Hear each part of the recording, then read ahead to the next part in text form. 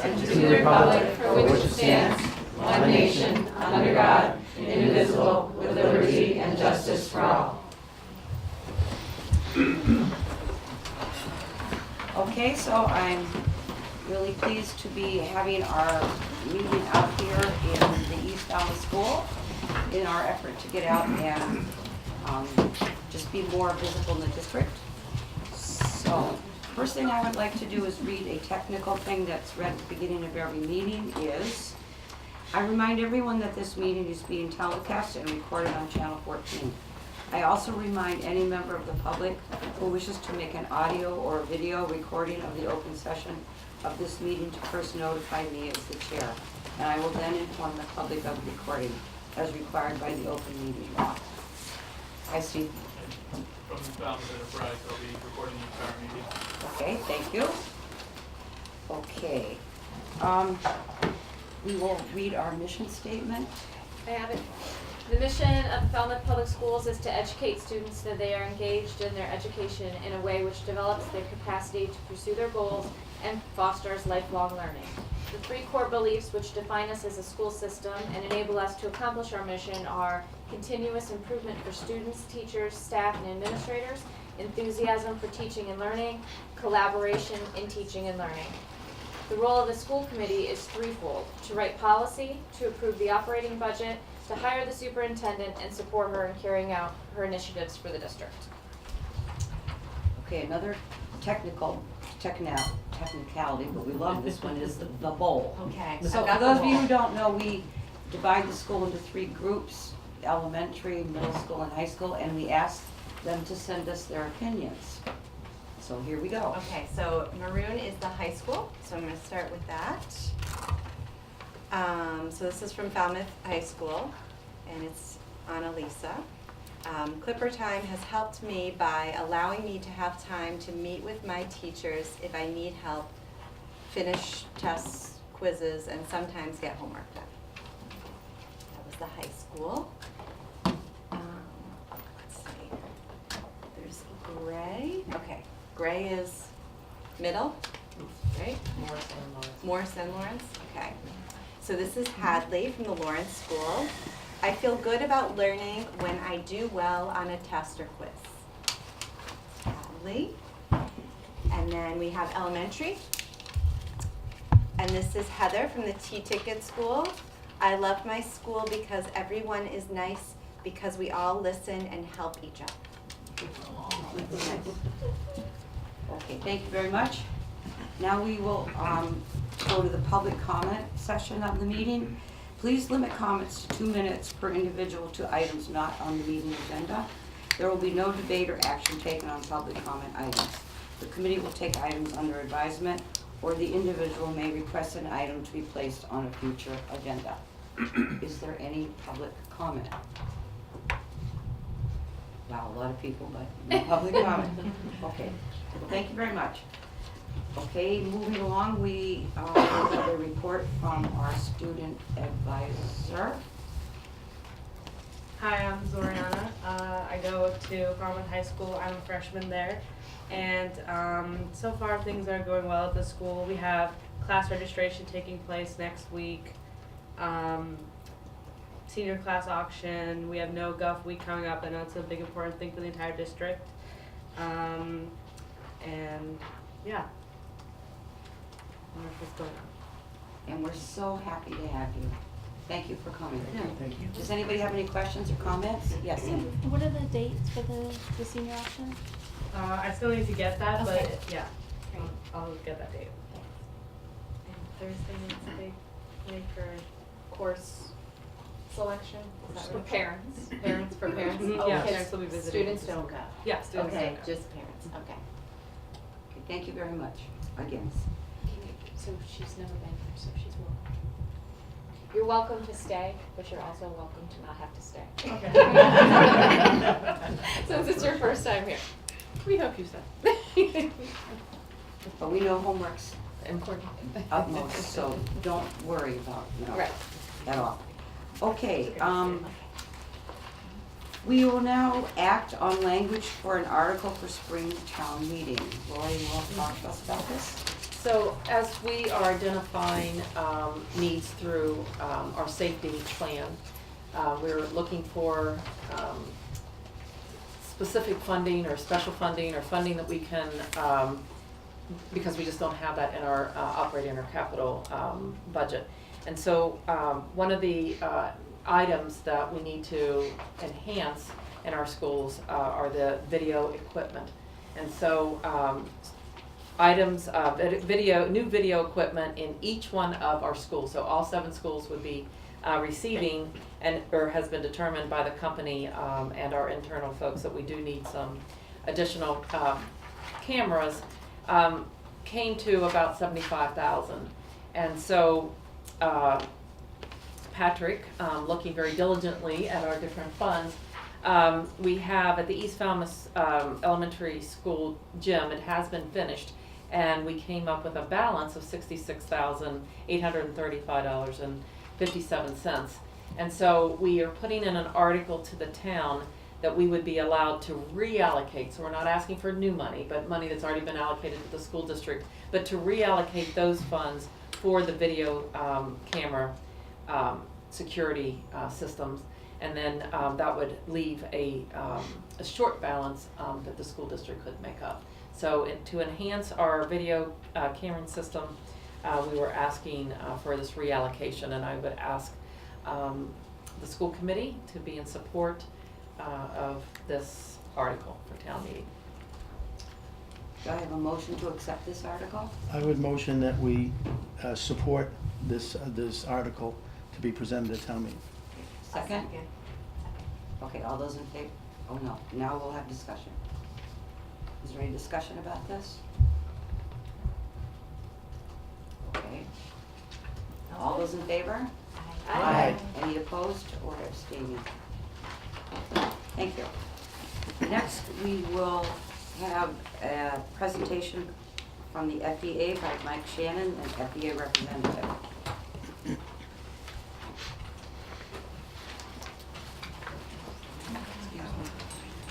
Is it updated or is it? Because you're welcome to pass, I think we all have it. If you want to Yeah. go out to our attendees, they Sure, might thank love you. it. Actually, I am Lori Andre, proud president of Falmouth Educators Association. I am here tonight out of deep concern for the underfunding of our public schools, specifically Falmouth. I'm here with our fellow members who wore red for Ed today. Unfortunately, Mike Shannon is unable to be here tonight, so we have Marilyn Bemis from MTA and Ross Berry as well, and Brian is here as well. And so I'm going to have them introduce themselves, and they'll take you through the PowerPoint, and then I will speak to you again at the end. Thank you, thanks, Yes, Ross. you bet. Thank you. My name, again, is Ross Berry. I'm an organizer with the MTA. So I'm just going to take you through whoever's, are you advancing the slides? I'm Okay. doing it. Yes. Very good. Just So, give me some sort of signal. yeah, absolutely. So Fund Our Future, this is, a campaign that's a statewide initiative.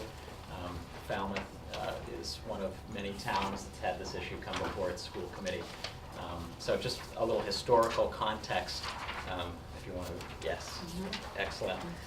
So taking it way back, the state constitution here, Massachusetts, in case folks weren't aware, is actually home to, I had to write this down, it's home to the oldest functioning written constitution in continuous effect in the world, written in 1779, and it's been in effect since 1780. And the importance of that is actually, in this context, contained within a particular section of the Constitution. If you'd advance to the next slide. Chapter 5, Section 2, where our state constitution specifically outlines the responsibility of the Commonwealth to cherish our public education. And so this is really the foundation for our democracy, it's the foundation for our participating in our democracy. And it really, it's been the debate of many court cases over the years as to what exactly this means in the context of the state's obligation to our public school students. If you advance to the next slide. So a series of court cases beginning in 1978 and ultimately culminating with the McDuffie case in 1991 brought this question to the public foreground. And the McDuffie case most notably ruled in 1991 that the language in the state's constitution, it's more than just an ideal, but it's actually an obligation on behalf of the state and an enforceable duty to provide a high-quality public education to all students regardless of their income backgrounds.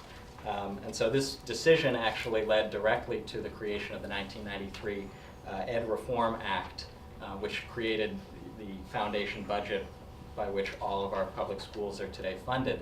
And I'm going to turn it over to my colleague Marilyn here, but before I do, I just want to note that the analysis that you're going to hear tonight is provided by the Mass Budget and Policy Center. They're a nonpartisan, nonprofit research group that provides, in-depth analysis into state budgeting and tax policy. So this is a nonpartisan issue that we're just bringing to the attention of the public. So, Marilyn. I'm Marilyn Bemis. I'm a middle school English teacher, former, and I now work part-time as a grassroots organizer, organizing teachers on the Cape and Islands. And I'm going to talk about the foundation budget, which I believe is the next slide. So you do know what the foundation budget, and what the language said in '93, and it was bold language in the first time it was been done, what is adequate educational funding for all students? What will the state, what does every student need across the Commonwealth, regardless of where they live? What are cities and towns required to pay for? And then what will we make up the difference to create the foundation budget? Ambitious program. But let's track the foundation budget from when it was passed. In 1993, there were assumptions made, bold assumptions. And a lot of money did go into the public schools, as the slides suggest. But what began to happen was inflation, changes in the economy. As we started serving and thinking about what every child needs, because we also had the expectations of the Ed Reform Act, the accountability standards, the curriculum frameworks, and the standards and the Common Core coming from there, we were doing more. We recognized what our students needed. We started assessments. So more resources were needed to maintain that. Expectations grew over time. And then there was a slight dip in the economy, unfortunately, in 2001. So even though cities and towns, as you were doing all along, were contributing above what they needed to do, the state was not. It stalled a little bit. When the law was originally written, it was supposed to be updated periodically. It was not. So now we are, and 25 years later, actually, I'm going to quote from 2015. It sort of was this crisis point where everybody understood that the state was not fulfilling their end of the bargain, and the cities and towns were paying more and more and more, and inflation was kicking in, and other costs that no one anticipated, such like the cost of health insurance, was stopping the ability to provide for students. So in 2000, the Foundation Budget Review Commission, in their October 2015 report, this was a bipartisan group of legislators. We are convinced that providing a high-quality education to every student within the Commonwealth, regardless of wealth, income, educational background, or zip code, is not only a matter of constitutional obligation, but of generational responsibility. They went on to state, although we've made great strides in the Ed Reform Act of 1993, indeed, on many metrics, the Commonwealth is the envy of many other state and industrial countries, true, but now the system is fiscally strained. Budget for K-12 is too low by more than $1 billion. If you go on to the next slide. Same thing happened in higher ed. And the next slide, please. And I hope you can see it. So what began to happen after this commission report? There were attempts within the legislators to fix it and do something, but that has been stalled since 2015. So a bunch of concerned citizens, including the MTA, came together with the Fair Share Amendment proposal.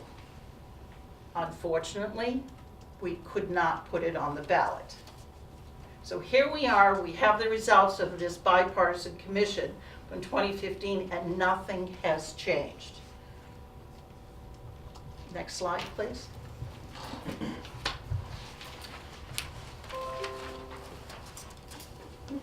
And what needs to change? Or why are we in this mess, so to speak, right now? Well, from the commission in 2015, they were using old data from 1993, and no one anticipated the rapid cost of providing health insurance. We all understand that. The other thing that happened with special education, there was an assumption made in 1993 of what the population would be. And luckily, we are providing to more students. We understand the needs of more students, and the numbers have increased. But yet that adjustment for special ed students did not. And then we have changes to our demographics in our population.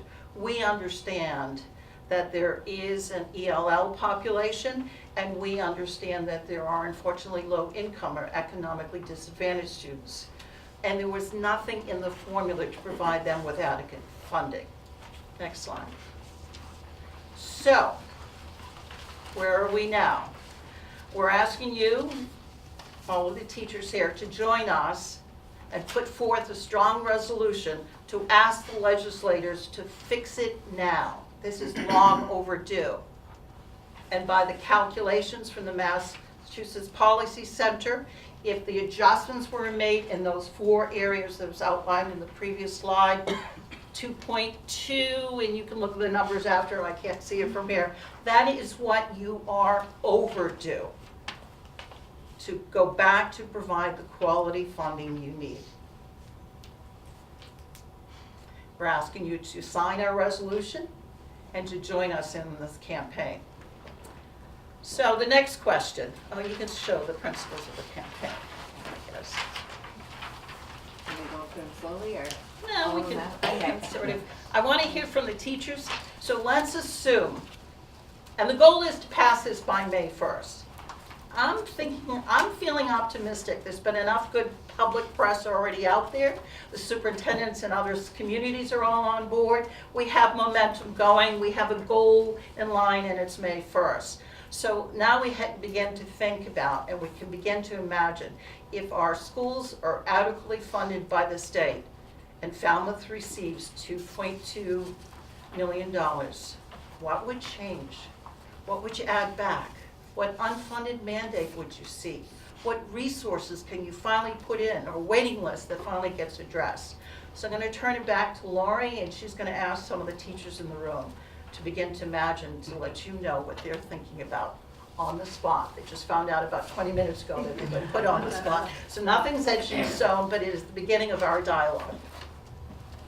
Thank you, Marilyn.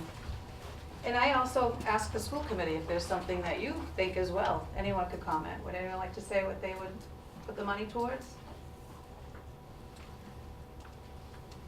Sue. I'm Sue Young. I'm a 5th grade teacher at Morse Pond School. I've been there for many, many years. And if I had my choice, I would provide a teacher assistant for every team of classes at Morse Pond. The teaching assistants have always been a great return on investment. They are the people who can talk to the kids quietly in the room, can talk to them at their lockers, can meet some of those needs for the kids. And whether it's a young person just out of college and a student relates to that person as an older brother or an older sister, or someone who's a little bit older and they might relate to that person as like a grandmother or grandfather figure, whatever the age, it doesn't matter. It's having that extra adult in the room with the kids to help them get through what they're dealing with. So many kids right now have really big social emotional needs, and as a classroom teacher, it's really hard for me to adequately deal with all of that and to help all those kids. To have an extra teaching assistant in the room with me that I share with my teaching partner and who really gets to know the kids and the kids trust and depend on that person would be amazing to be able to help them. Thank you, Sue. Jim DC? Jim DC, I'm a social studies teacher at Lawrence. And my top item is the same as Sue's for a little different reason. In the classroom, I would love to have another TA to just be able to help with the individual instruction with the kids. But a couple things, this wasn't, as a matter of fact, I didn't hear about this 20 minutes ago. I heard about this many months ago, and this is just the laundry list in my head of all the things that we could use in the schools. But along with TAs, more help in ELL. That population is just increasing so dramatically from every year that there just isn't enough help with students in the classroom and learning to speak English. And lastly, in the social studies department, it goes along with what he was saying about Massachusetts having the oldest institution. There's so much out there, field trip wise, that we could be bringing these kids for hands-on. Right now we go to the Kennedy Institute, we go over to Martha's Vineyard because we do the African American Heritage Trail. We do that on the generosity of local businesses, contribute for us to do that. And the Kennedy Institute, right now what we do at Lawrence is we have to have PTO fund Bulldog Bucks, which is great, but being able to have a resource that we can count on. Right now, this year we didn't get as much money as last year, so we have to cut back our program. So, just having this money would be phenomenal for us. Anybody else like to share? Susan Baker? Hi, I'm Susan Baker, and I'm happily retired, but I miss my students. I was going to do the TA thing, the teaching assistants, as both of you have done eloquently. I'd like to see diversity training for our educators in this district. And I've worked with Pat in the past on recruiting minority educators to our district. At the high school currently, you have one African American male. That's a disgrace. I'm sorry. We need to get diversity in the high school. I've had to listen to students who want to leave. I have a daughter who graduated from the high school, and she never felt a part of the school in many ways, and she was on the basketball team. So we need to find programs that will help us with diversity in our district. Thank you. Anybody else like to share? Rachel Dana, Morse Pond School. I would like to say that we also need more special education teachers. Right now, I have one special education teacher to share among 4 other classrooms, and you would think that ratio would be kind of small, but in reality, it's not. We only have coverage for reading and math, and unfortunately, as a reading teacher, students still need to read in science and social studies, and writing as well. So having that extra special ed teacher to give the support to those students who need that in all areas, not just reading and math, is very important. We used to have that at Morse Pond, and we have not had that. Those positions from teachers retiring, they have not been refilled, and we desperately need that support in our building. And I'm sure every building, not just Morse Pond. Thank you, Rachel. I would like to reinstitute, and we had them for many years, we had the motivated and talented teachers. I think enrichments should be an opportunity for everybody, having it during the school day, where everyone had the opportunity, cross grades, to be enriched, either through the arts or special programming. I really think that it should be something that's available to all, and currently it just isn't. People pay separately, PTOs try to fund it, but that does not make it an equal opportunity. Anybody else? So I, in summary, would just like to thank you for the opportunity to present. We are asking you to endorse this campaign and the legislation, and to sign a resolution or vote on a resolution to support it. Yes? I don't have to raise my hand, actually, I don't know what. I'm just so used to it. Yes. But I want to tell you, I'm a lifetime member of the MTA, a retired teacher who took out a lifetime membership. So, and that's why I ran for school committees, to always, because, be on the teacher side. And I want to say one thing. I think some of you said you only knew about this for 20 minutes, or Mr. Deasy said he had known about it for a while, but our superintendent is so open to listening to things, so I think if you think of anything else, I mean, her whole first half of the year is spent listening and learning. So I hope you feel that this is a ripe time to be heard by the administration. So anyway, I just encourage you, if you think of anything later, or, email us. People never email us. I feel lonely sometimes. We never, I say this to the teachers, and so everybody go tomorrow and write me an email. No, Fill her inbox. Yeah, no, but we don't hear, and, we would like to, so, anyway. Now, I'm not, oh yeah, Leah? Andrea, I'm doing it again. No, I called you the right name. I didn't know why you gave me that look then. You're right. My question is, what does this resolution look like? Do you have a copy of it, or? So I thought you had it in your packet. Oh, I said we didn't even I never did. That's okay. And so what I just wanted, just to clarify, the 20-minute thing was that we had our educators and members and many more who would have liked to have come. And I just said out there, I'm just going to throw that question out there. So this is something we have discussed. We've been going to member forums that are sponsored by the MTA.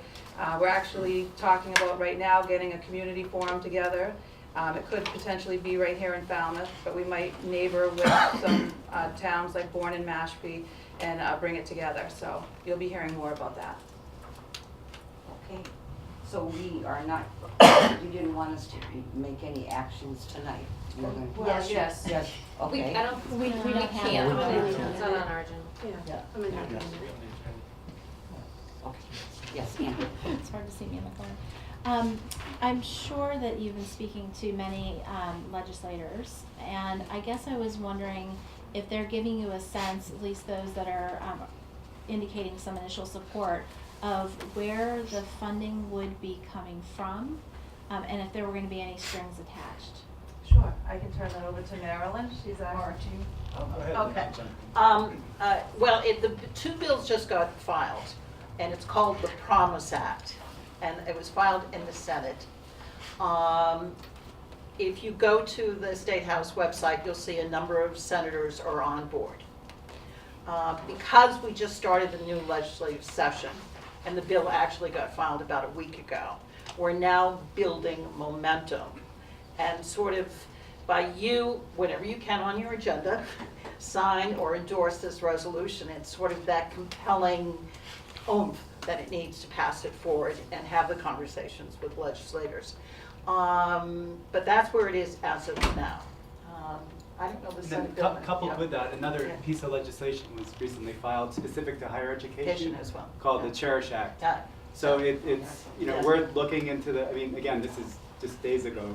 So within that are the different proposals that are emerging within revenue generation. And lastly, a third piece of legislation was filed just days ago as well, which spins off the Fair Share Amendment, which didn't make it as a ballot initiative, but has been revived in the legislature as a revenue generating opportunity. So those are the three major pieces of legislation that have emerged within recent days that really are going to begin to explore the nuts and bolts as to how are we going to generate the revenues needed to meet these funding gaps in each of the communities across the Commonwealth. So in terms of funding, the discussion is just starting. It's going to be the hot button issue.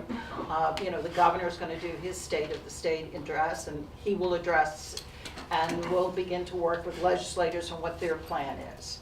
The plan for funding the billions of dollars needed, it is, everyone understood, and that's where the sort of negotiations left off the last time in the House, that it's a 5-year process. It was not an incremental changes after it was passed. But we're still going for the May 1st passage of that incremental changes. In terms of, since you're interested, this is my plug. We are looking to establish community forums here. There is one that will be the middle of March in the middle of the Cape at Cape Cod Community College, so you can assume it's going to draw those communities. But I have a feeling, Laurie, the local president here, would love to work with you and organize a community forum here. It's letting the public know. It's inviting stakeholders. It's letting parent councils know.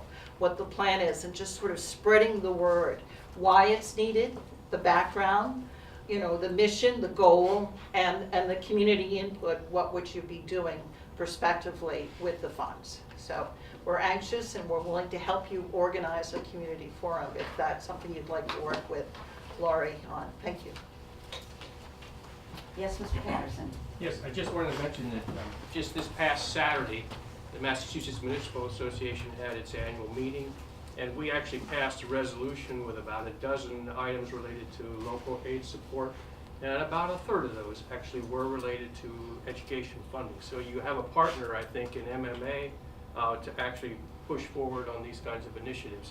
But I think you're right, it's going to be a process, and of course we have an awful lot of people saying no new taxes, and there are a lot of needs in the state, so it's going to be a difficult challenge, but I think you'll find that the municipal leaders on the non-school side of the municipal governments are right there with you. And I think Mr. Murphy can tell you that I was actually at one of those hearings for the Foundation Review Committee and brought up the whole issue of the cost of healthcare and how it literally is depleting the amount of resources that are available to schools, and how difficult it is for the town and the school department to work together to figure out how to fund healthcare on both sides. Thank you. Yes. So, maybe someone will remember more clearly than I. Didn't we vote a resolution to support foundation budget? Okay, so, but that's different than this, correct? Do you remember? Because this has specifics. So it must be. Because we did that last year. We did. So this would be something different. This seems to be a little bit more specific. It seems more specific. Okay. Terry? Yes, John. Yeah, no, I would just say to each and every person that mentioned items, all very, worthy items that we would invest in. And in fairness, I don't think that $2.2 million would cover all those things that we talked about. But in a vacuum, no one's going to say that those aren't worthy things, and we commend you for bringing those to our attention. With that said, I think, so you don't feel as if, we didn't have it on the agenda, we couldn't vote. It would be doing a complete disservice if we did just say, let's sign something without even having a depth of knowledge of it. And also, I'm a big advocate of the radio station, WIFF, What's in It for Falmouth. And when I look at the 2.2 million, that seems great. But I've also seen numbers that Fall River would be getting $40 million with this plan. New Bedford would be getting $40 million with this plan. So I'd like to assess, who are the ones, like that formula that they break it out. Is there a way that we can lobby to get more of that? And then just having more of a depth of understanding of the great question that someone said of, where is this coming from? And then I know the initial things of the other discussion that was put forth about a year ago was going to be, there was one group that was going to be of legislators that were sort of like a separate committee that would be sort of the state would have its own budget, and then they would kind of come in and then say, here's what we're going to reallocate things. And I'm a big advocate of working within the structure of the system that, if why not work within that to see what the initial budget is rather than having this subgroup kind of then shift things around. And then if we did go and sign on to this, I'd like to get a lot more than $2.2 million if Fall River and New Bedford are getting $40 million into this plan. That's my comment on it. Okay. We thank you all for coming out. At least it wasn't yesterday when it was 20 degrees cold. Thank you. Still not good. Yeah. So thank you for the opportunity. Thank you. Thank you for coming out. Thank you, everyone. Can I say something now? So Sam actually gave me the resolutions at our budget meeting. So if everybody wants them, I can get copies. Sharon? The actual word. We can go make them now. Not the resolution for, yeah, can we do it now? Yeah. Great. It's not the resolution that they were asking us to approve, but it's the resolutions that the municipal leaders passed that have to do with education. I think it would be great to look at what that resolution was that we signed. I tried to find it really quick, but I couldn't pull it up. I wanna say it was almost a year ago. Yeah. Patrick remembers. Yeah, I'm like looking at Patrick. Sonya's probably the knows. good keyword searcher. I just tried to go I'll through try to everything. sweet talk her into helping me Search PDF. search them. Well, Sharon can just go through all the minutes of last year, right, and probably find it for. Yeah. I know, but I like to take advantage of Sonya's birthday. Just got nothing else to Very do. Okay. Okay, so what do we got? The next item on our agenda is a first read for the calendars. There's 2 calendars put there. Okay, so if we can take a look. I also have this current year's calendar, if you'd like to kind of look at the, just in comparison. But let me walk through. So I have 2 years for you to review. The 1920 calendar is in green. I'd like to point out the changes here. So if you look at December, we would, I'm bringing forward to propose that instead of coming in for 1 day on December 23rd, that we would just have that as an additional day on the upfront. But if you will see in coming back, we would come back to school on January 2nd and 3rd. So it's 2 days to open the buildings, but not coming in. It is actually 1 more day than we had this year. Also in April, we have Good Friday on April 10th. This current year, if you look at the calendar, Good Friday falls within the week off of that spring break, but it does not in the next school year. And then the other change, if you just look at the June, that would get us out on the 17th, even with that 1 additional day in December, it still gets us out on the 17th. And if we have any snow days up in, to 5 snow days, it would be the 24th, which is still early. So, Are you ready for questions?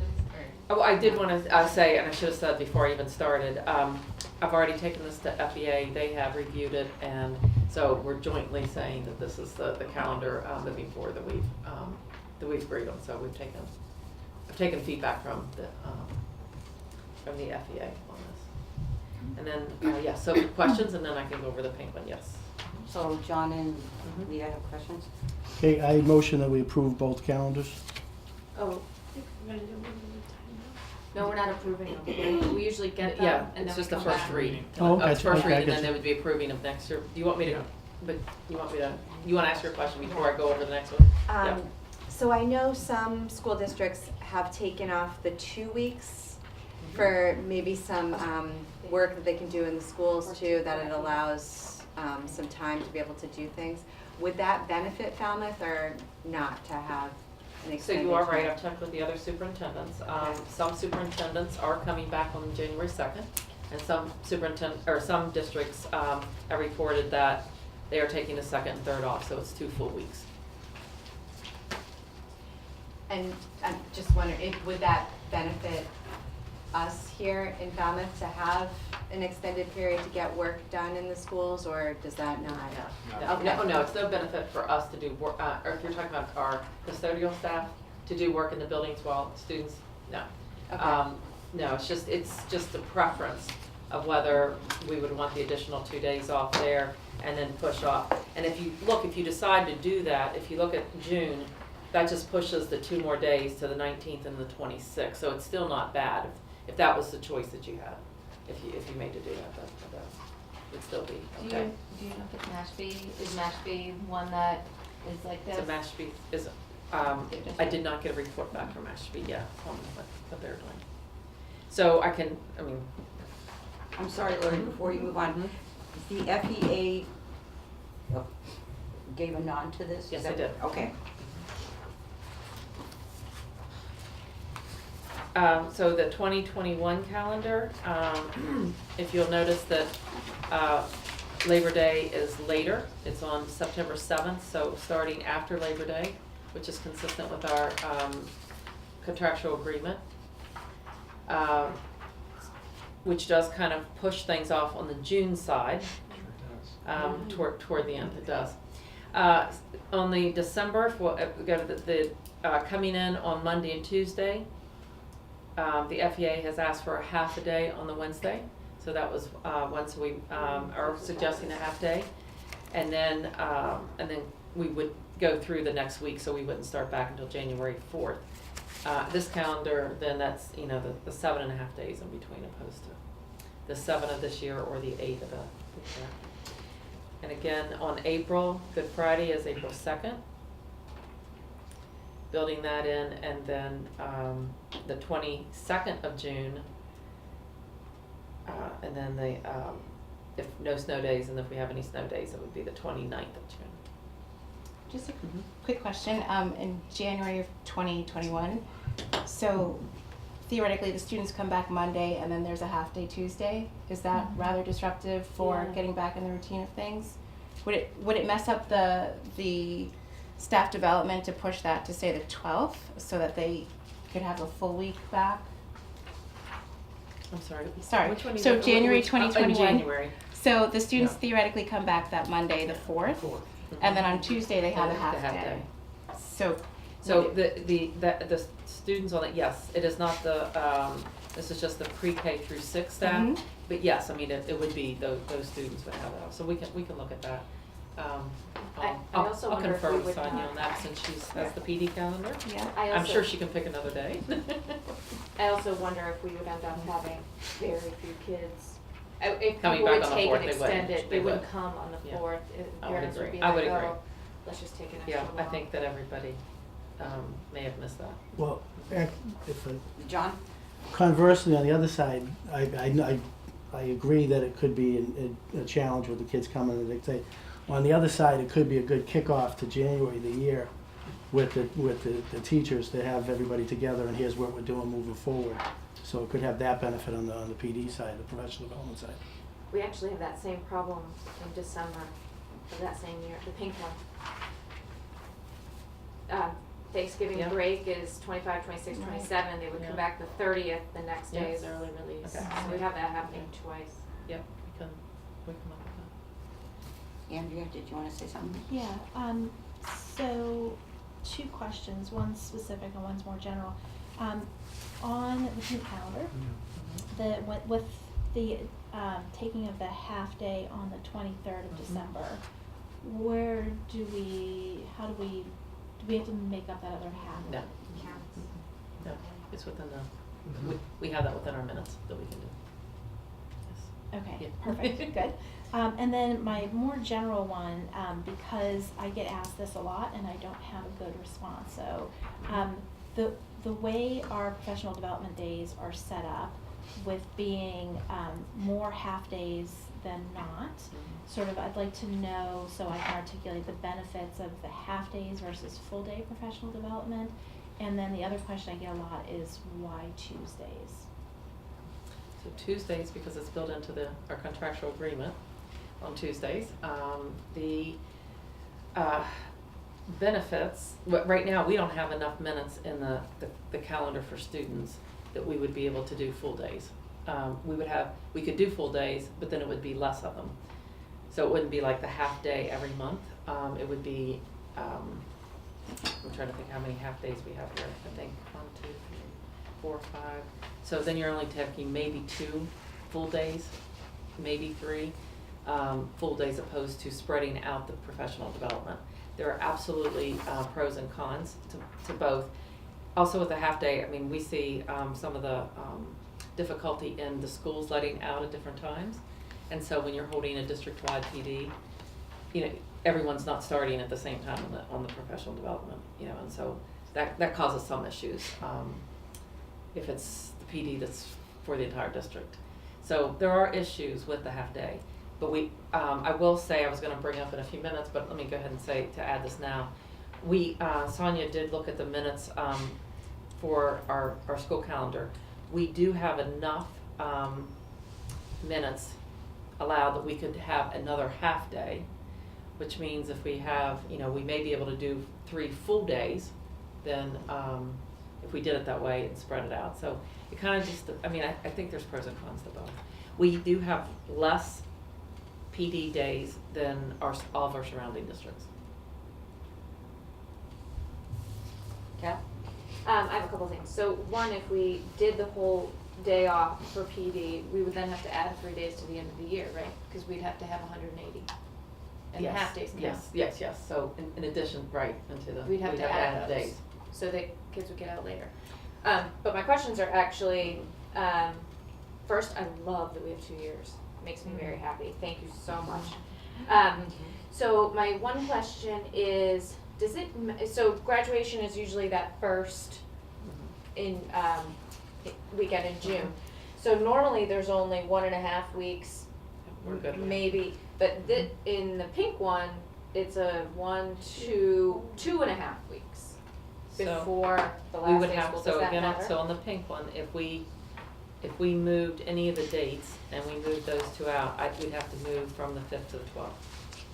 So right now, we're okay on the 22nd and the 29th. Bless you.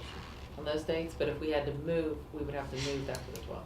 So we're It's good right okay now. in that number of, Yes, yeah. having that gap between graduation Yes. and the last day is okay in this, but if we change anything else, then no. We got plenty of room on the 1920, but on the 2021, we're at the minimum. max. Yeah. Okay. Yeah, we'd have to change. And then my second question is, are we gonna get the other side? Because we always have that Yes, off track also. yeah, absolutely, yeah. Thanks. Maybe Sonia can help me remind me, isn't the 12th for graduation problematic? For some reason, I can't put my finger on it, but no? There've been occasions where, as Lori said, the number of days were allowed, but we're within bounds. I think it's happened like once every 5, 6 years. Just thrown out since we're brainstorming all of things. Absolutely. And having it 2 years out, gives everybody notice, which is so nice. So I guess things to think about, and so we can look at for the December and the January calendars on the 2021. We'll come back proposing alternate dates for that, for you to look at, and then for your discussion and decision on which you think's better. We can. It's here too. Sorry, I just noticed it again. After Thanksgiving. I feel like it You did mean go happen back this to year one day? too. Yeah. Where we came back and we had a half day. It did. Yeah. Just recently. Yeah. Yep. Is there discussion around the PD days, around switching it to whole days, or that's not a discussion right now? Only because of pushing out the number of days, Okay. the additional days, since we need the 180, it does. You're gonna have to make it somewhere, right? So at the end. But we could take a half On the day, pink, yes, sir. we can take a half day on a Tuesday and move it to, like on the December situation, 3rd to the 10th, that's a possibility. Okay. And then, again, the other thing to And be the other- considering is since we have enough minutes, do we wanna add another half day? Which we're suggesting, which we could look at, the months that don't have it would be November, April, and May. Yes. If we wanted to add, some additional PD. And then certainly it's up to you, whether you wanna do that 2 full weeks. Like I said, there's several districts that are and several districts that are not on the Cape. For the holiday time. Want to say something? I think we should take 2 full weeks.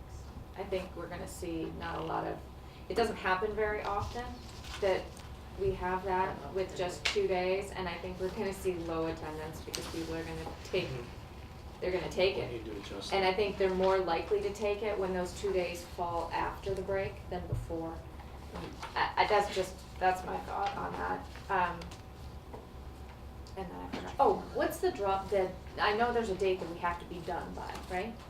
Isn't there Fiscal supposed year. to, the school year? Fiscal year. Which is July July 1st. July 1. Okay, so then in this calendar, in the in the pink one, I'm sorry, I can't do the dates, I'm just going by color. In pink one, if we actually moved to half day, away from half days to full days, we wouldn't even be able, if, when we had snow, we would never even get it in.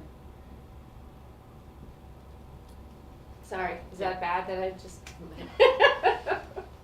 No, no, what I was getting ready to say is I was not prepared to introduce this at this time, but there are districts across Massachusetts that are looking at a blizzard bag policy. Oh, yeah.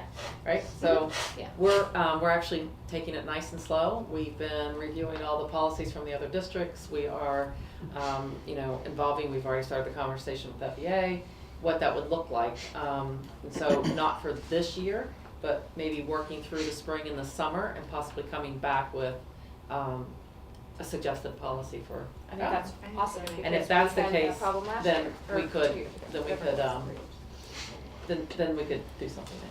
Awesome. Okay, so lots of food for thought, okay?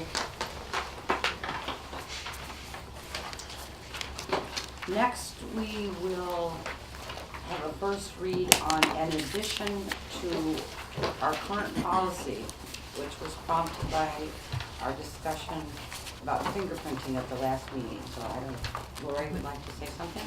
So upon the request of the school committee, I wanted to bring, you have two documents. You actually have 3. If it is in yellow, please discard. A blue copy, which is how the policy currently reads, and a white copy with blue language. So because the policy subcommittee meeting is working throughout this year to revise all the policies, I did not want to bring forth a revised complete policy. I'd like the policy subcommittee to do that, and we have not got to the J section yet.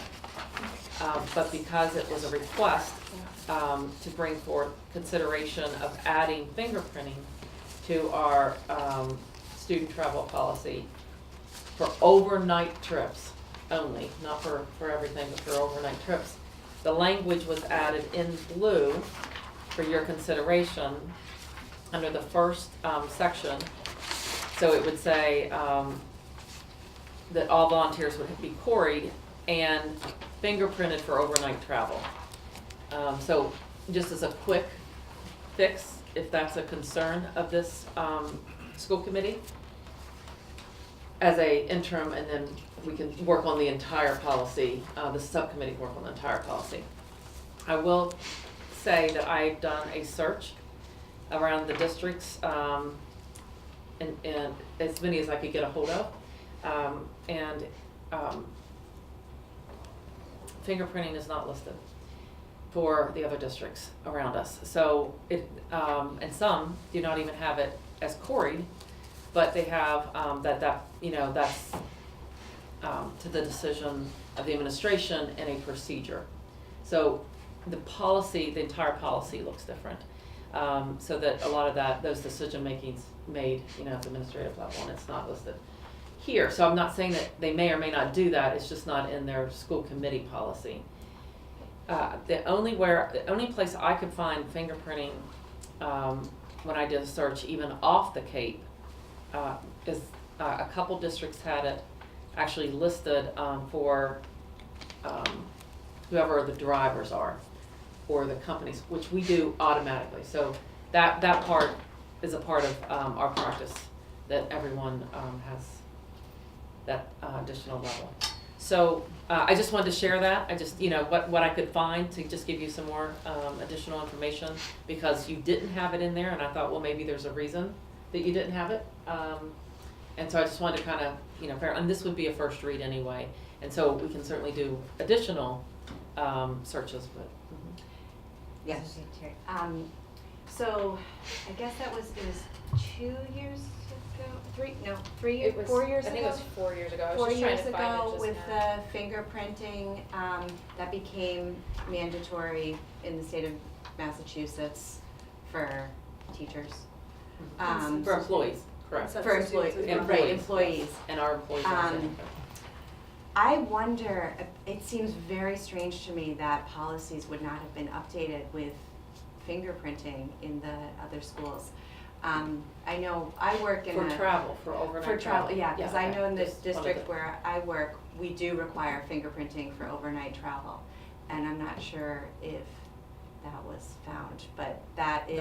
Not in the that policy, is not a- in the search. I used okay. the mask search, their Mhm. searchable website, Yeah. and I used theirs and it was not found. Okay. And it also could be that, that wasn't loaded, because not all districts had their policies loaded at their website. Oh, right. So, Yeah. so my concern, can I? Yeah. So my, I remember when we approved the Corey requirements and fingerprinting requirements for teachers, and there is, I went back and looked, and of course I can't find it now. But the policy that we approved says that for overnight trips, the superintendent may require fingerprinting. So I just want to make sure that whatever we do with this one and whatever it says for the other policy are in agreement. Right. And I think that's we're safe doing that when we're going through our policies Right. methodically with the policy subcommittee, because we have, Jim Hardy from the mask, he's helping us go through that, he's reviewing that, he's bringing that forward, they're doing a cross-reference. Right. Right, but I did bring it forward, but it's kind of out of the process, it's out of our sequence and out of our process right now. So it has been, and I don't know a timeline, but it has been brought to my attention that as the state of Massachusetts with the Corey, that they are going to start going at a federal database, not just in Massachusetts. I don't know if that also would make a difference. I don't know when that would be, or when that's proposed, but And how that training would look for people, right, for the school. That has to do the document. That has to do the Corey, because that would be a whole new training. And through the police department. yeah. So, I mean, someone else is doing it. We're just sending the Corys and they get done and then send us the results. So that would be wherever it's being done. I'm not sure. John, did you want to say something? Yeah, I had actually my hand up and we went back and forth. If we could follow Robert's rules a little bit, I would appreciate it. You know what happens though, whenever the setup is like this, your eyes don't catch. No, I got you. No, it's a matter of, I had, the last meeting I was sick and I wasn't able to attend. I watched from home. I was very disappointed at your interaction with Mr. Mock. My daughter was taking that trip into New York City. And this sort of break from the decorum of the Roberts rules of someone going back and forth, that happened last week as well with that. I have to say, Mr. Mock did a great trip, put a lot of effort into it. I think any kind of policy questions that we have, I watched that at home and it was torturous to watch for like 15 minutes to have this gentleman go back and forth being peppered with things of not having, someone saying they wish they had paperwork in a more timely manner or anything. I don't think it's appropriate to dress down our administration or our staff about things rather than just to say, if you could put an addendum on there that this could be done, and then I would prove it with that you have these things done. But I really think we've got a great person here in our superintendent that we really need to just let her do her job. Within the course of the verbiage of the way the policy exists, she could do that job as she just said it. As far as the questions of then even to just question her as to whether these districts that she looked was correct, I have no doubt that you looked to find that information. With that said, the other notion of that we need to then have 2 months prior notice of what's going to happen, but then to have like unbelievable detail, you can't have both things. If you have to have got great detail, it's going to be short notice. They have different events that's happening. We have a band a trip that's coming on. They may not even know who the kids are going to be that are going to participate in the band trip. So, but if they put that out 2 months ahead of time, they're not going to define those kids. Another whole separate question, I don't know why we have to have the names of the students on there, just from the privacy of the students. I think that's something, if we do want to re-examine something, that would be something we would want to do. And then just also another thing that is a millionth amount of importance to me, because cost is no factor with the safety of the kids. But there is $35 to each time you do a fingerprint check. The benefit is they do last 7 years, so if someone has a number of kids going through the system, at least it would cover it for 7 years. But again, that is the parent paying that? Is the district paying that? And then if we then open it up to, are we saying that the fingerprint is not acceptable if there's a parent or it is a volunteer that's going on a trip with a staff member who's already been fingerprinted? If we're saying that has to be mandated, then you really could then open up the can of worms. And if it's a can of worms that you're concerned about, maybe we should. But it's something that we should look at. Should all of the VIPs that go into the schools be then fingerprinted? And then at what point are we then maybe making it onerous for folks that, not that they necessarily have something on their record or something, they don't want to be in a system like a Big Brother thing, and it really makes it and something that would dissuade them from participating. Now what I'm going to do is I'm going to then follow Robert's rules, and I'm now going to shut up and sit there and let you guys respond, and I don't have a compelling reason other than maybe one more time to say something at the end. I just want to say that I'm not a fan of reliving what happened in the last meeting, but I don't appreciate being lectured on taking care of my responsibility, which is following the policies that we have in place. We have policies for volunteers, we have policies for fingerprinting, we have policies for field trips, and it is our responsibility to collectively follow them. Andrea? So a couple things. One is that I know this is first read, but the one that we have just says and fingerprinted. It doesn't have the 409 travel on it. So It's the copy of the Yes, blue. because I get confused as well. It's the one that we got passed out today. I don't I have understand that. that. I understand that now. I'm sorry. Yeah, I'm That's sorry, so the fine. yellow I one thought I you asked meant to set a as yellow a sheet, I'm Okay, sorry, the one sorry. with the yellow Does anybody, highlights. do you guys want to see this? Everybody has Yeah. it. I didn't know. I guess I missed, you weren't That's all right. supposed to sit there. That was my fault. All right. Okay, so that one's easy. Let me go back to where my notes were. So one of the things was to think about as we're looking to include this or not is who pays for that John brought up. The where is this information housed? And I know we've talked about when the fingerprinting policy had originally come in, there was all this discussion about VIPS volunteers and how that might fit in. And I know you have regular meetings with the VIPS director, Tracy Crago, so I'm sure she could give you some insight as well. You may have already talked to her about this. Because just sort of knowing where that information is housed once we get reports, how that'll, impact it. And when I start to think about impacts, I think about, well, how many field trips like this do we have every year? What's our sort of volume? Like having a sense of that. How many chaperones would this equate to on average per year? I have a feeling from what I've seen when they're coming in, they're usually really, really closely linked. They're not necessarily unknown to the people running the program. So anyway, I guess it's just sort of some of these things that are my initial impressions about what's the scope of the problem that we might be trying to address so that we can do the kind of a risk analysis on it. I can get that information for you. To respond to, John had brought up the 2 months in advance. So we have a field trip that came forward that does not have all the information. But this is 2 months in advance of a trip in March. So the information was given, but we don't have all the details on it. And part of that's because auditions haven't even happened. This is a music filter, so auditions are scheduled for starting next week. And so I guess, I would ask that we look at some kind of balance of, yes, getting in ahead of time, but they can't be expected to have all the information in the 2 months. So I don't know if this was the same trip that you may have been referenced. I have it here with me. We did not put it on the schedule because the form isn't complete, because it can't be complete.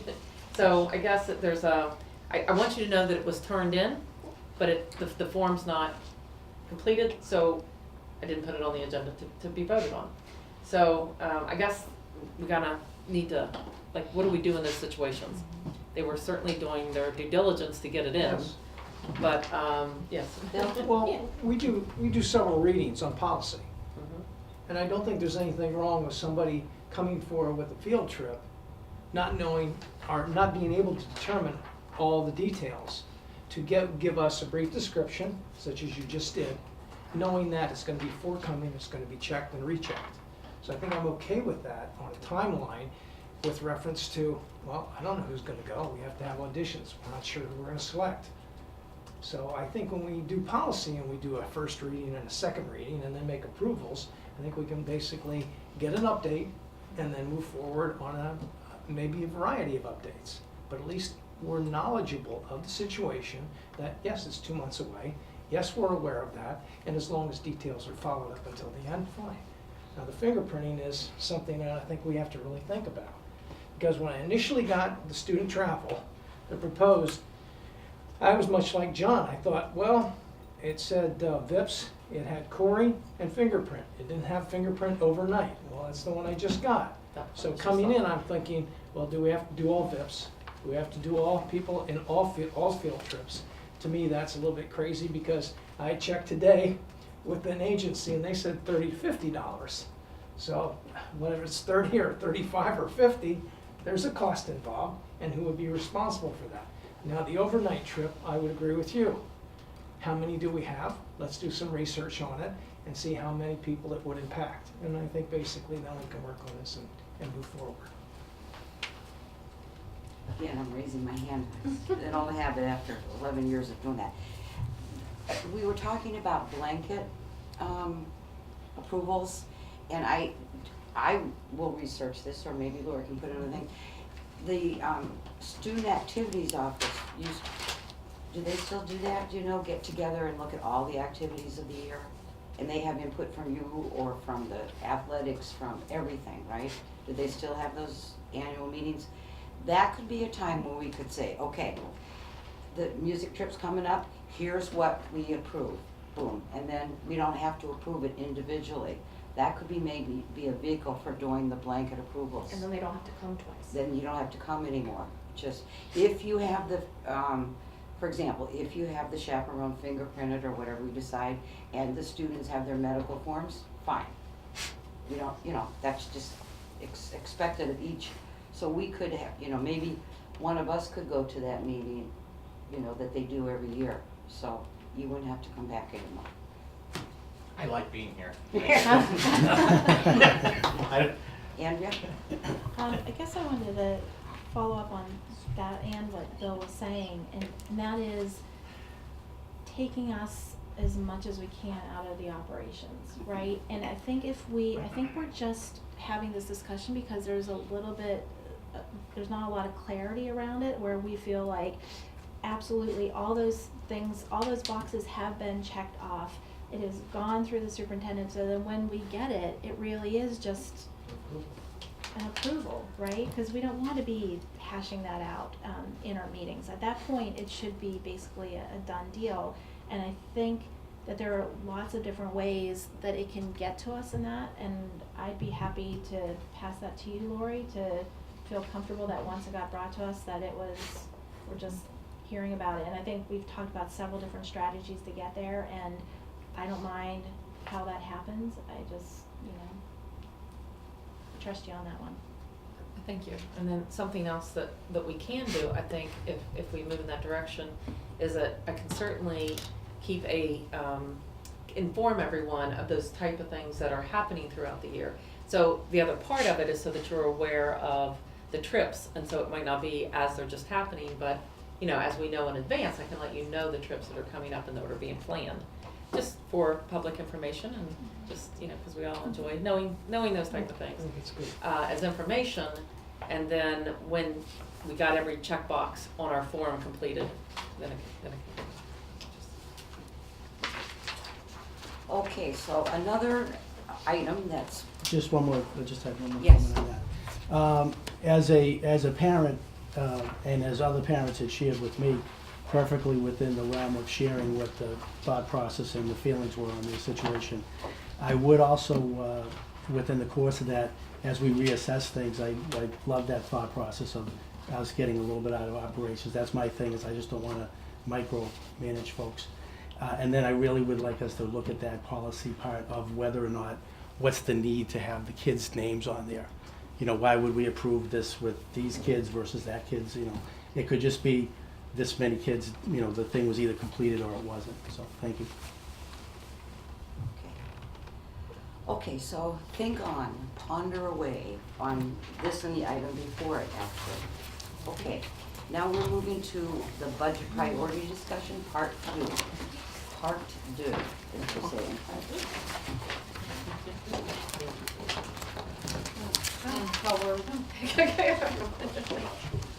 Do you want me to move and you can see it? Well, I was wondering if we stood up close, then they could see the slides, or just the slides, they don't? We don't need them? Okay. I assume you need me over here for something. That would be wonderful. Okay. Okay. All right, so in December, we presented the first part of how the budget priorities were being determined. That was through the listening and learning tour, taking multiple stakeholder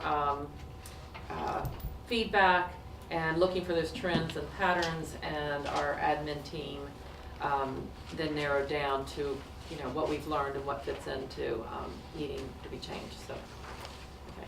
So tonight we're gonna, as Harry said, this is part 2 of our budget presentation, or part 2.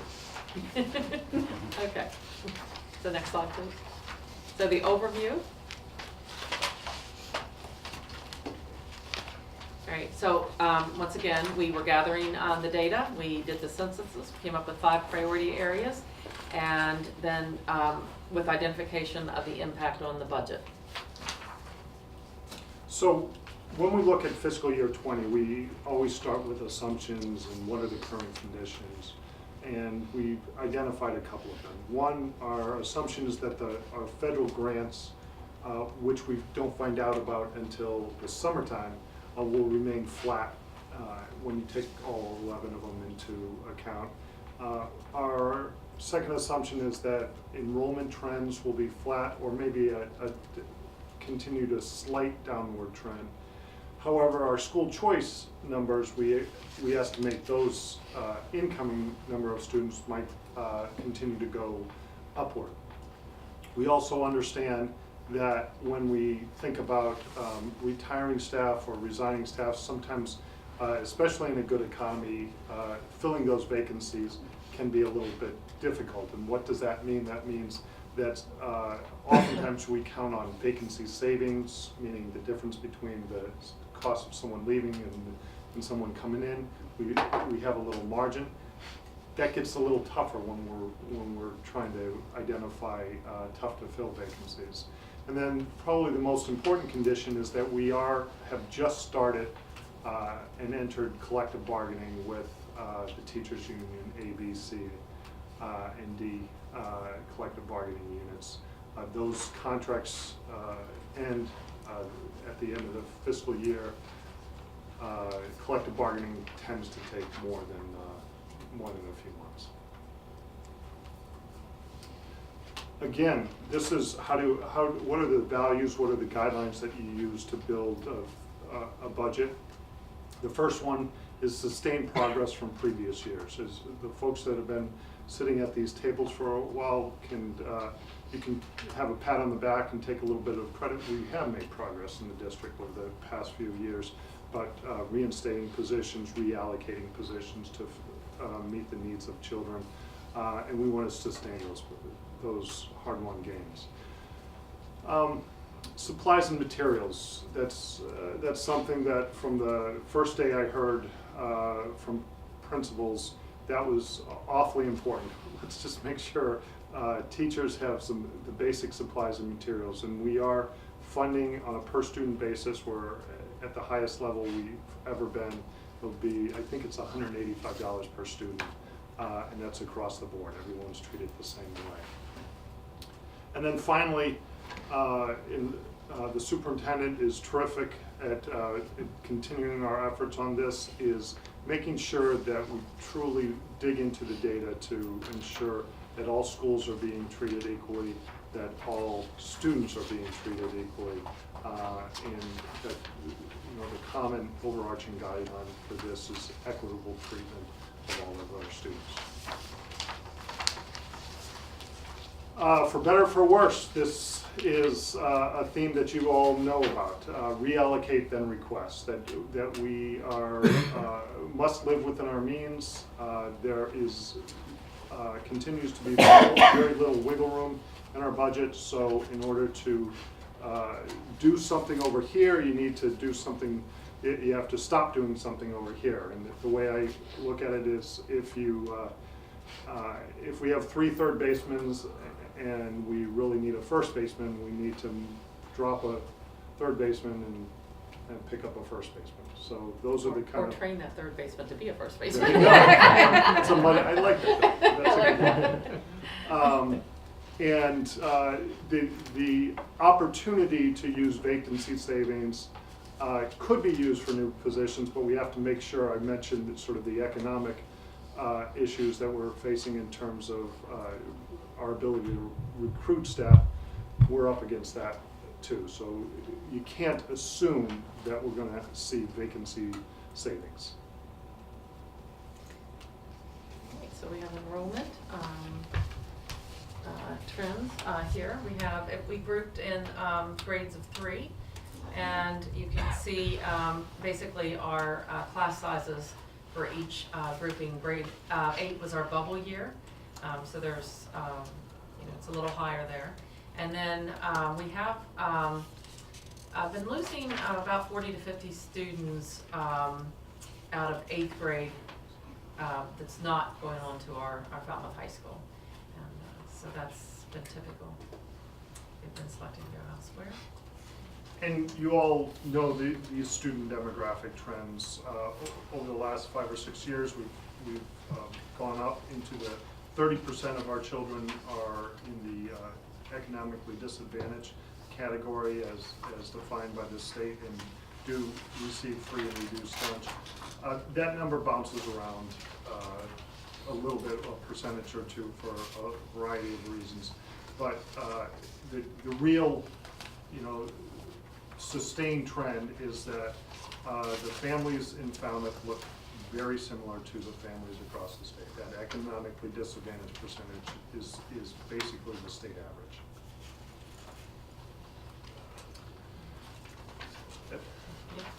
Goofy. All right. Apologize for this one. That somehow went strange. So what this slide is supposed to show is the fiscal year budgets, just the local allocations, and then on the other side is the number of students that we have. So you see student trends over the years. We've lost a number, about 150. Yeah, I don't know what's going on with that. Anytime we do It's all right in here. Oh, you all have Yeah. it. I thought I had looked at it Thank and you. it looked like Literally it. different devices, so different programs. Okay, so you all are seeing this. You Yeah. can see that. Thank you. You see the trends, the enrollment trends, you see the budget trends. The nice thing about this is that over the last few years, the increase from the town allocation has been predictable. That's hugely important. Some predictability in revenue allocations is enormously important. So we thank the town for that. Sorry, I really didn't help. That's right. So sources of funds, as you all know, the vast majority of our money comes from the local allocation, which includes Chapter 70. So we had this whole discussion about Chapter 70. That's not above and beyond. So the typical Chapter 70 allocation for Falmouth or Cape districts is fairly minimal. Ours will be about, I think this year was about $6.2 million out of this large a budget, $49 million. So The local allocation makes up a great deal. The other side, the grants estimate will be about the same. Circuit breaker is something, we've done good work around that, around being able to roll that over.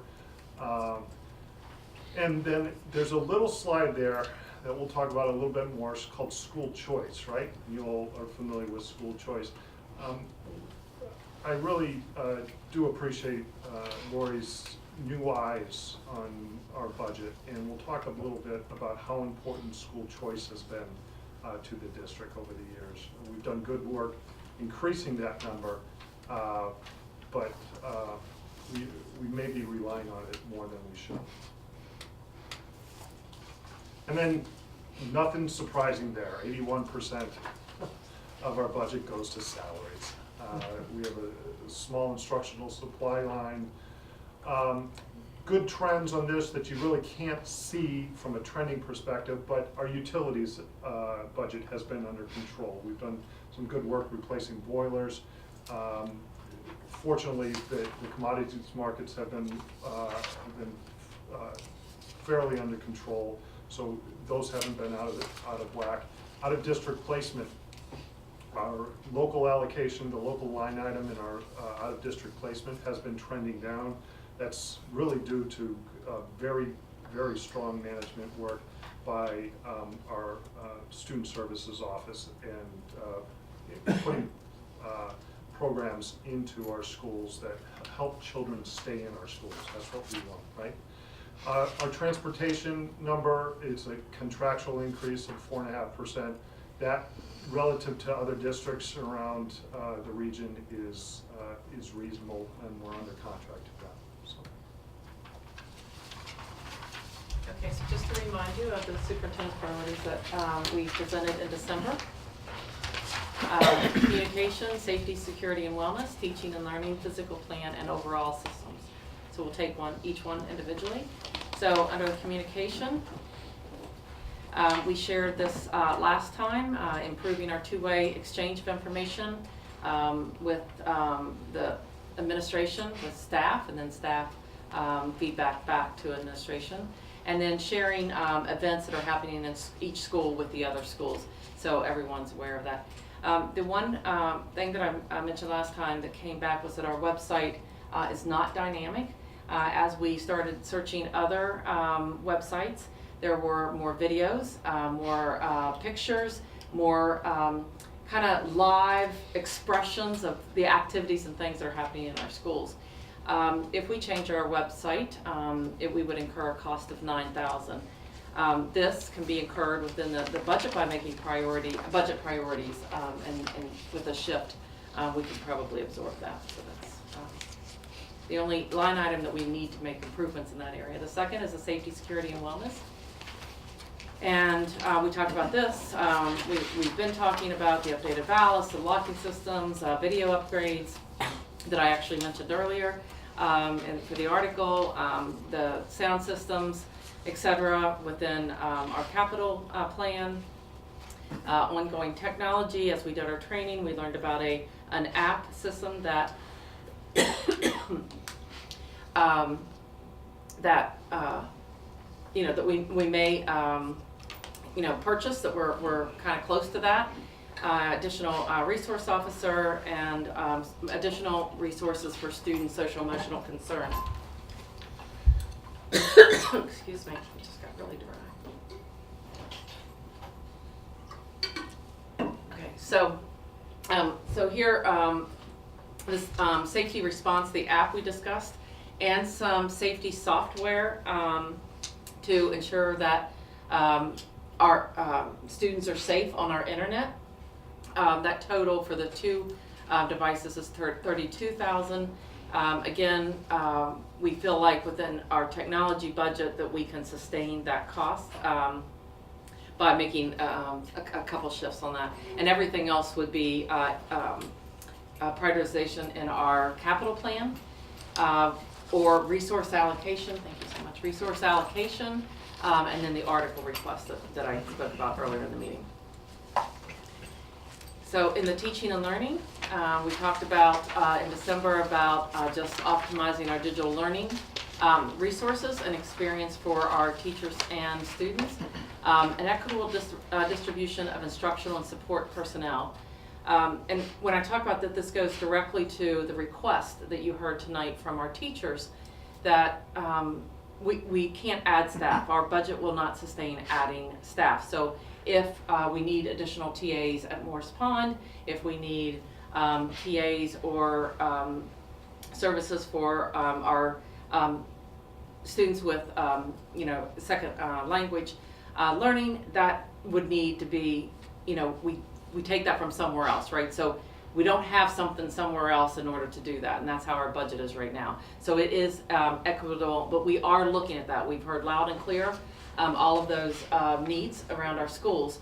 So we are doing a really tough look at how we're staffing now, so that we may be able to meet some of those needs within our current funding structure.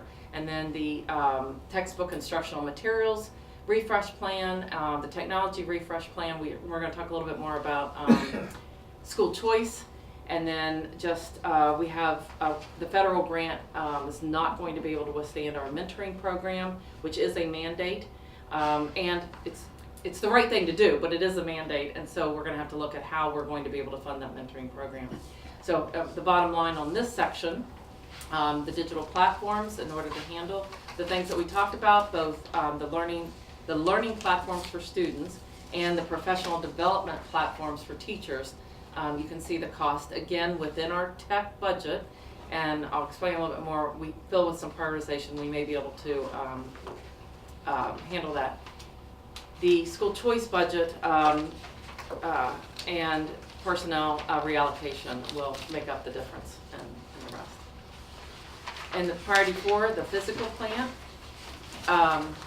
We talked about furniture update for a more modern teaching learning environment, and then so creating a master plan for that, and then just addressing additional building maintenance.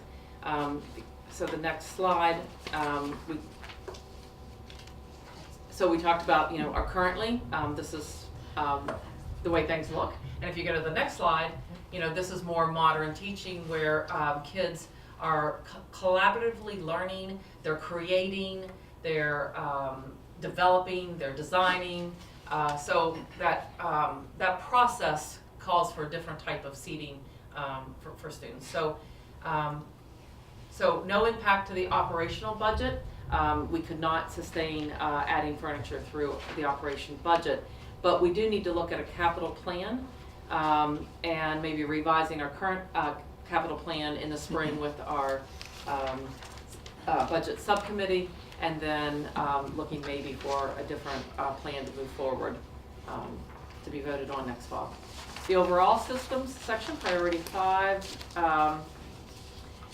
allocation of school clerical support, collection analysis of student data.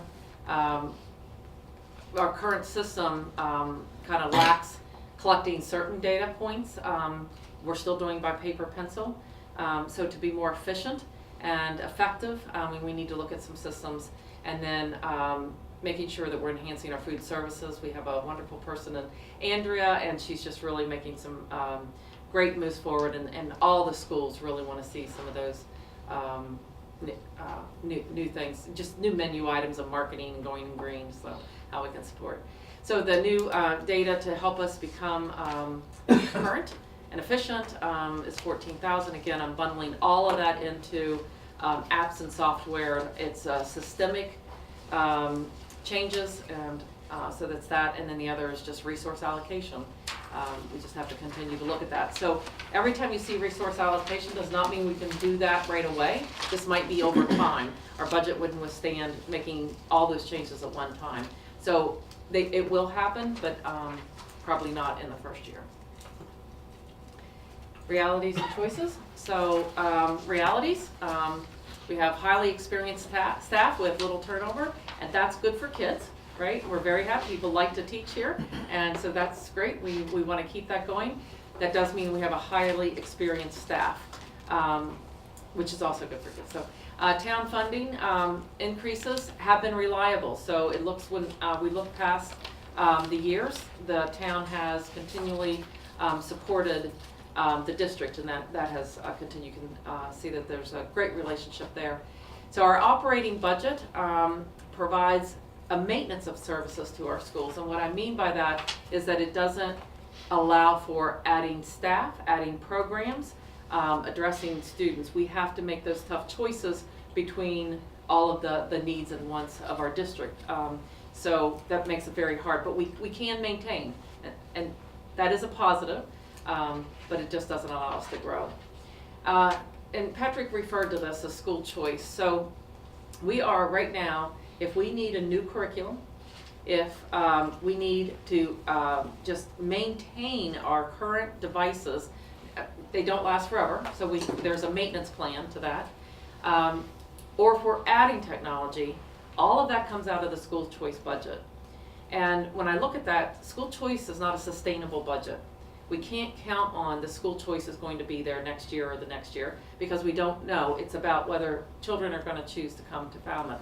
We hope so, and if we can continue to grow, we can add programs that kids want to take, or they're going to come to Falmouth, right? And they're going to stay. Our kids are going to stay in Falmouth. So we need to get to that point, but it's not a budget that we can count on. And when I look at curriculum, when I look at technology, I look at those as essentials.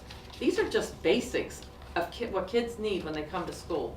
And we're using a school choice budget, and thank goodness we have that, right? I mean, that's, I'm glad that the town has provided that revenue for us, but I really look at those as basic needs that we really need to start looking at, and to know that they're going to be there for our students ongoing.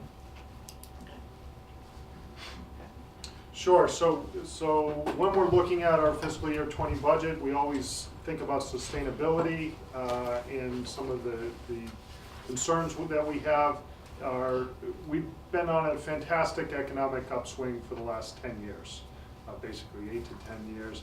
What happens with the municipal side and the school side if there's a downturn? What hard choices will need to be made? Just a reiteration that the hard work of any good administration often happens in sort of that March, April, May timeframe, when we have to look at staff reallocation and just sort of make some estimates on where staff should be going. That is just that's a requirement of the job, and it's best for kids. A reiteration, the overall budget does not allow for the growth of our staff. This is really about sustaining the current number of staff throughout the district. And then the final thing is as many of you know, the sort of the needs that our students bring to the school district have been changing over the last half a dozen, 10 years. And we've been responding. That's the fantastic thing. We've been responding.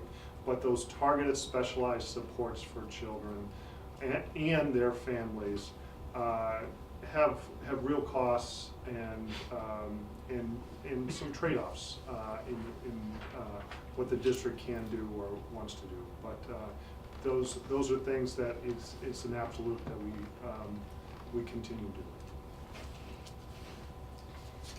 So in summary, again, the 5 priorities that we identified.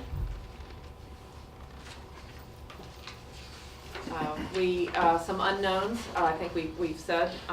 So collective bargaining, we just started that process. And we had talked a little bit about, or I believe we did, about the enrollment of pre-K and K is kind of this, it seems to be going up. We don't know if that's going to be trending or if it's just, but we are noticing that there is an increase. We'll be looking at that. Assumptions that our enrollment's going to stay about the same at 3,400. Out of district tuitions, if we continue to really focus and increase the programs within our district, we will be keeping more students. We'll be able to meet their needs, so that will continue to trend downward. The allocation from the town increases by 2.3%. That's been pretty reliable, as we'd said earlier. And so no net growth for entitlement grants across all the sources of grants.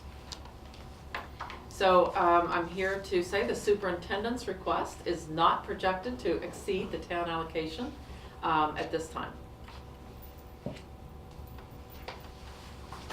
Thank you. Thank you. Any comments or questions? Yes, Andrea? I was hoping that someone was going to go first.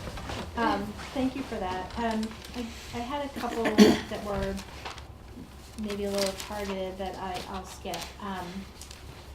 One of the things that I noticed in your wellness priority was the resources for students with social and emotional concerns. And I'm assuming that because there was nothing specifically addressed dollar-wise to that, it's kind of in that other, and that's in the reallocation. Would be a correct? Right. So we're gonna have to look at because it could be staffing, right, or it could be programs.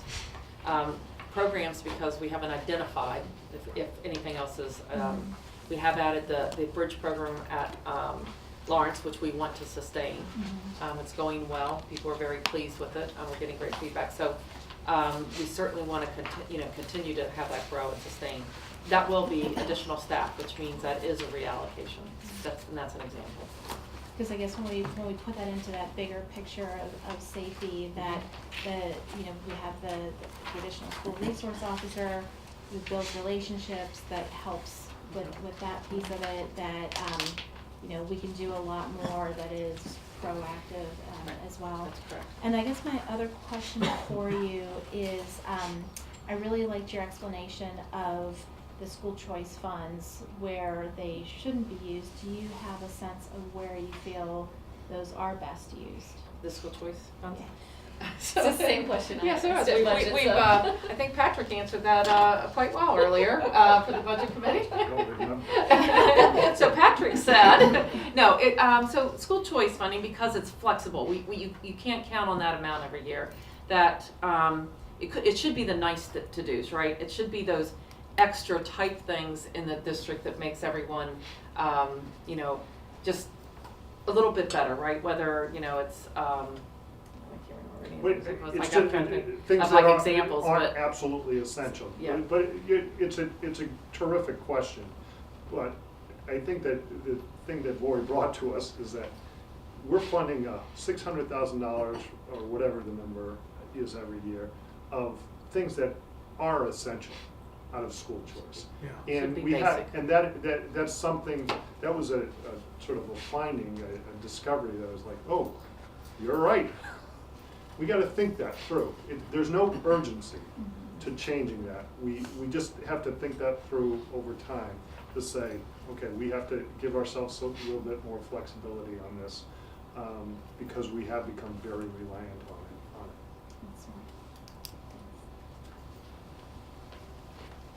it. I apologize, I didn't bring the 9 or 10 budget books, but I know a couple of you did pick up the budget books. So for the folks at home, all the school committee members do receive a tome of a budget book with 800 lines of budget in there and all the details. And then, Do I have a pulley that can help me lift it up? so all the details, and thanks to principals for helping with that, department heads, clerical staff for really helping us pull that together. The school committee is the first ones to get that, and then we do bring budget books to town hall, the 3 libraries, so that the public can see what we're proposing also. Yes. So I said it, you've already heard me say it because I said it at budget sub, but I think it's important to say it like out loud in public that, I think it's a really solid plan, and I think it's amazing how you were able to take all the things that you learned from entering the district and incorporate them without having to really spend a ton more money, which is amazing. And also at the same time bring fresh eyes to notice things that we need to tackle next. So I really appreciate it. I think you guys did an awesome job. thank you. Thank you. Thank you.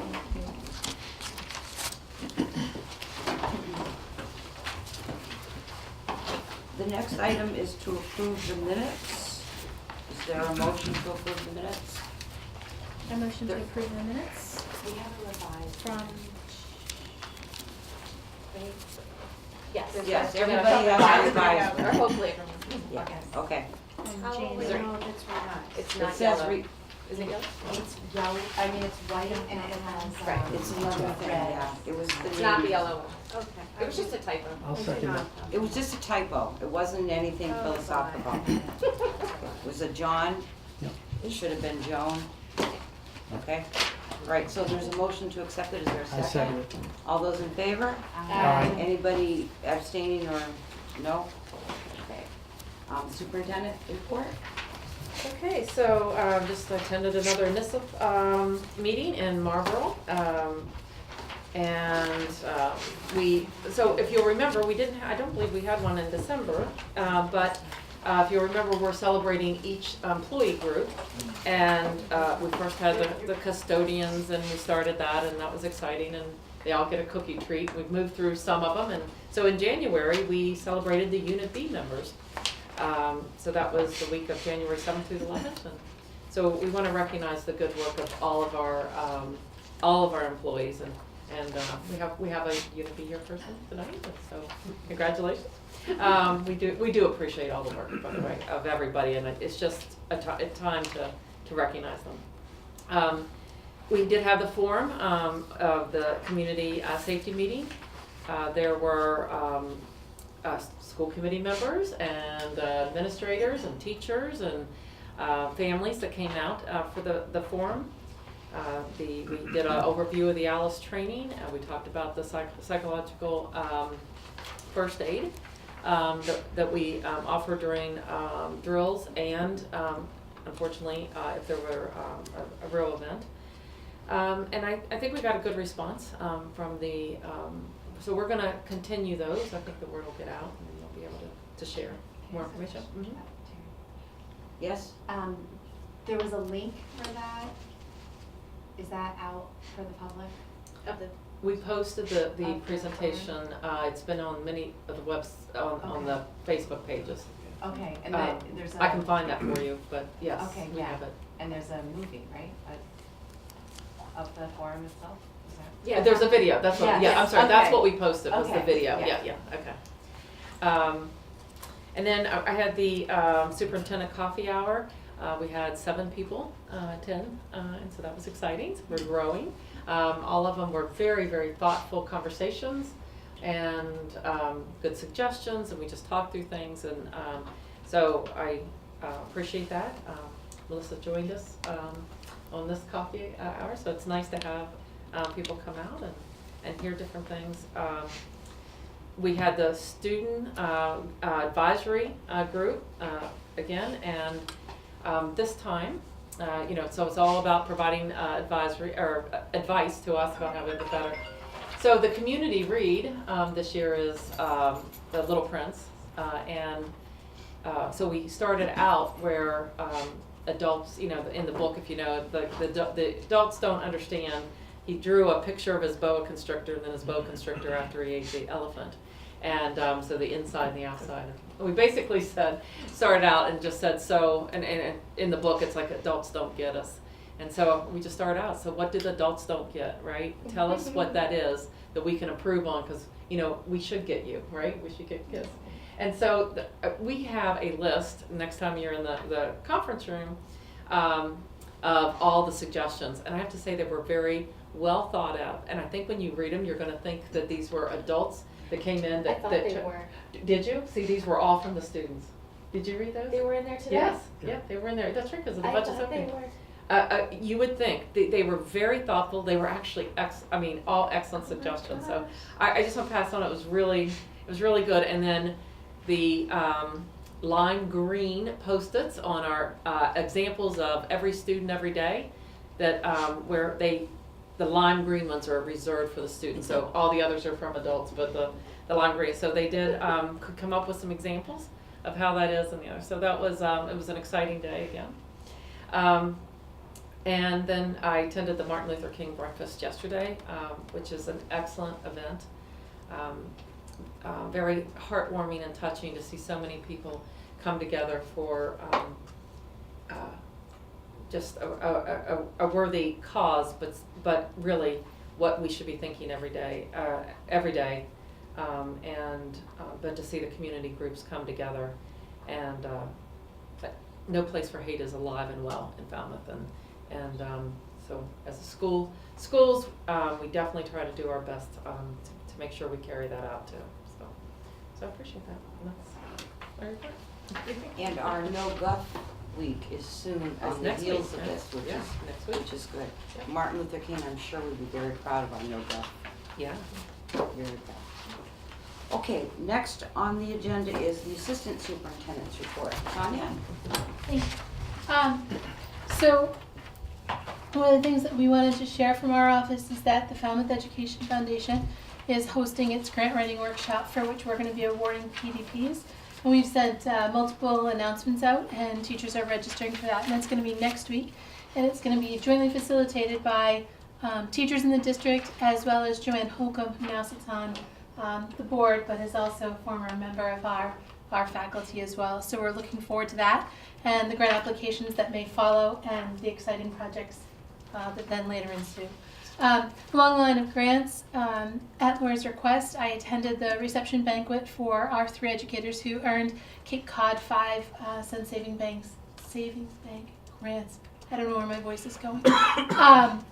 But it was really exciting to be there and be part of the reception, and to see our 3 educators who applied and were awarded their grants, and see them kind of get ready for their exciting endeavors. And it was a range from classroom educators to related service providers, and what they're going to be able to do with that. So wanted to share that information with you. On the front of professional development, we are getting ready for our next half day. Our office sent out the logistics forms, so we're getting everybody's details in to get registration up and running. But as I shared with you at our last meeting, we're inviting Dr. Jessica Hockett back again to continue the work at Morse Pond, which is tied to our vertical articulation goals. I'll give Steve a nod too, for the work that he's been doing with Jessica as well. So just shout out as well.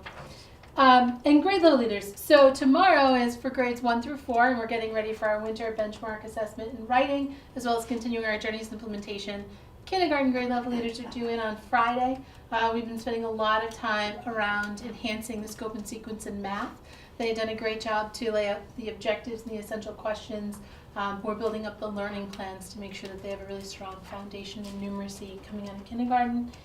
And just one last piece, Anna Dunphy, our project manager in our office, and I joined Patrick last week at a regional meeting for federal grants. And it was really a nice opportunity to get involved in a dialogue and to hear what many of our partners and job alikes around the region are doing with their grant funding, within the spending parameters. So, thank you. Thank you. Are there any questions? Good one. Well, did we always give credit for people going to the FEF training? So we started that partnership 2 or 3 years ago, awarding PDPs, and having our teachers who are facilitators, they get an additional PDP for their additional time. Because I know they always say they want more applications. Mm-hmm. Yeah, so they're going to go over, the different facets of it, and that's why they're really trying to promote. So they did it through the organization, and then we're doing it through the district. Melissa? No, thank you. Okay. All right, thank you very much. Patrick, do you have further comments? Nope, all focus on budget. Okay, thank you very much. Okay, so heading down the home stretch here, guys. A report from the chairman, which is me.